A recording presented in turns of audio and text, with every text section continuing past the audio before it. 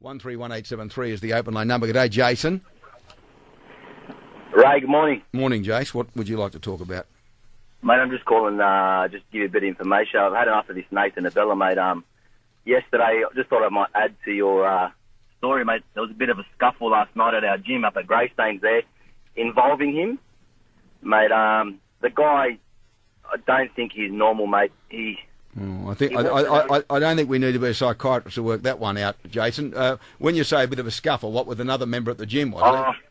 Yeah, look, it wasn't a bit of a scuffle, mate. I walked in as it just about to escalate, and that Nathan guy was paying out on the other guy's religion, and he didn't take his shit, and it went all on, and there was a big fight. Like the guys at the gym there were trying to hold him back, and so this may, in fact, it may flow on from other matters. It might. Well, look, this has been going on for a while. Right? He's the guy's a wanted guy. He's causing all these dramas, and mate, I don't know if this was part of it, but the guy walks around with a can of tuna and fork in his hand and takes it from machine to machine while he's doing his set. And surely, you can't. And he loads up the gym machine with full weight, and just does one set and screams the whole gym and drops the whole weights on the floor. I think we can best describe him as special. Jason, we'll leave it there, okay? Thanks very much for your call. All right, thank you. I was at the gym. I don't know what happened. I'm relying upon you to tell me what did happen. Now, just on this fella, and he's been on air on Channel 9 this morning and said some rather ridiculous things. And if he's got any brains, he'll pull his head in very, very quickly. Look, I'm here, and I put myself out there in relation to Muslim thugs and Muslim criminals. But I also understand that the vast majority of Muslim people living in Australia want to be left alone and live in peace. And they're just as happy for me to identify the Muslim thugs and criminals as I identify other thugs and criminals from other races, including the Anglos. I mean, we've taken to task some of the king hit merchants, the coward punch merchants in recent time, and the vast majority of them are second, third, fourth, fifth generation Australians. So we've got to put everything in perspective here. But this is an interview he conducted this morning on Channel 9 about this alleged shootout last night. I say alleged. Certainly shots were fired, but we don't know who fired them. Oh no, I got ready to defend myself. I wasn't shot, so I was like, yep, I'm here. Time to defend myself and defend my mum and sister. That was it. But by that time, they jumped in the car, drove off, and about 10 or 20 guys from around the complex came outside. They're pretty scary. Sorry? They've got guns. How are you going to defend yourself? Me? Oh, I had a knife. They've got guns, said Kelly Fedor. How will you defend yourself? I've got a knife.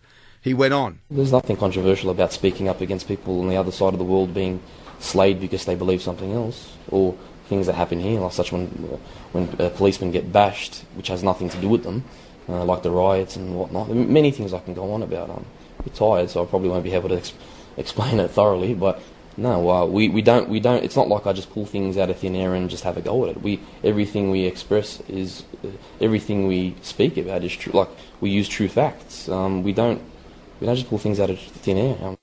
Okay, we're not controversial. Stop posting photos of innocent women on trains, simply going to work, and then invite comment from like-minded people who say the most vile things, as you said about a young lady this week, just on a train going to work, and her only crime was she's wearing a hijab. So you want to rip into her and invite people to say the most foul. I mean, she hasn't been able to go back to work. She's traumatised by the fact she's on YouTube, being attacked by the likes of you.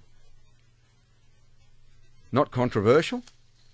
A direct quote from their website, Australian Defence League. You scum, putrid rats. I don't think you and your community and your people know what hell is. You're about to find out, referring to people of the Islamic faith. I mean, we live in a free society. We don't need the lunatics from other parts of the world coming here and bringing their vile ways here. Similarly, we don't need lunatics who are born here. I would think the name Abela is perhaps of Maltese origin.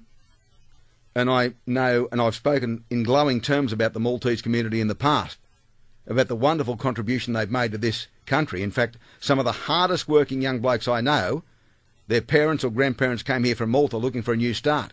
I don't know that they'd want to be associated with this particular bloke. And finally, he said this. We don't incite violence or anything of the such. You could imagine when you're getting nearly 10,000 calls in 4 or 5 days and people promising you they're going to rape your mum and kill your sister. There are times you go off your nut. Anyone would, and you'd only be lying if you said you wouldn't. And I think everybody can look in the mirror and say that's the truth. I've been harassed non-stop for the last few weeks because I have these views. So I have a right. I think I have a right as an Aussie to get a bit angry. If people, but I haven't used any threats. I have not made any threats, and I wouldn't anyway. And to involve females, to involve children, I can't think of anything lower and more sick. Well, we find agreement there. I mean, in relation to the attack, all these people have done is bring notoriety to this lunatic, and we should just be all forgetting about him and hoping that he disappears off into the distance and resumes a normal life in suburban western suburbs. He says he doesn't like being on TV. I think he's relishing all this attention today. And I think that when he phoned this radio station last Wednesday week purporting to have a pre-arranged interview with me, he posts that sort of stuff on YouTube. He put his phone number on YouTube. He put his details on YouTube. He's dumb. He's a dumb kid. He's 24 and really, really dumb. And as a result of that stupidity has endangered his own mother and sister, whom I assume are terrified by what happened at their home last night at 11 o'clock. If he has any brains at all, he'll quickly pull his head in and stop posting the hateful, vile things that he has posted